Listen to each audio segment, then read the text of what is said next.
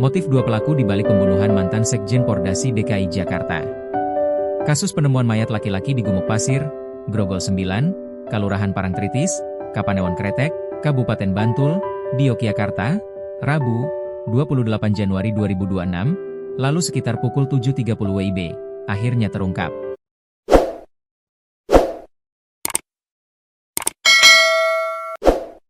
Ternyata korban dibunuh oleh dua pelaku yaitu RM, 41, asal Ampel, Kabupaten Boyolali, Jawa Tengah dan FM, 61, asal Mampang Perapatan, Kota Jakarta Timur, DKI Jakarta.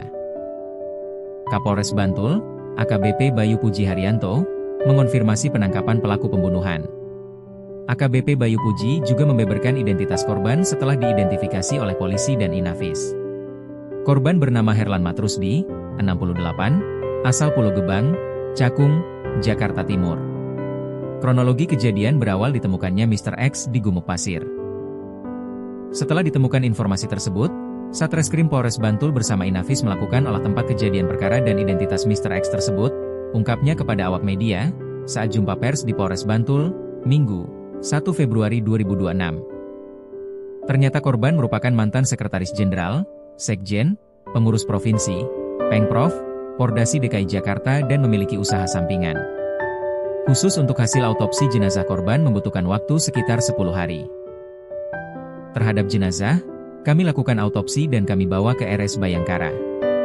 Namun, sebelumnya sudah dilakukan visum luar, sedangkan untuk hasil autopsi membutuhkan waktu kurang lebih 10 hari lagi, jelasnya. Meski demikian, berdasarkan hasil visum luar ditemukan tanda-tanda kekerasan. Termasuk dari hantaman benda tumpul di dada korban yang mengakibatkan patah tulang iga secara berurutan dan memar di serambi jantung, sehingga korban meninggal dunia. Dari temuan jenazah korban, Polres Bantul langsung melakukan penyelidikan dan pengecekan CCTV di sekitar lokasi kejadian.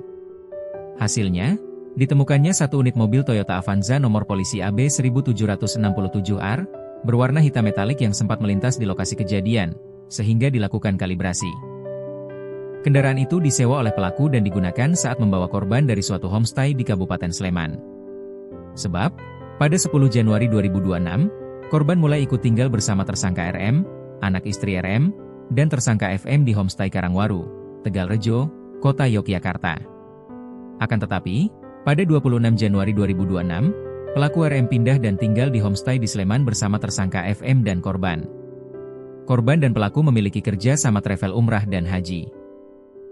Namun, pelaku diketahui kecewa terhadap korban dikarenakan kerja sama itu tak kunjung berjalan.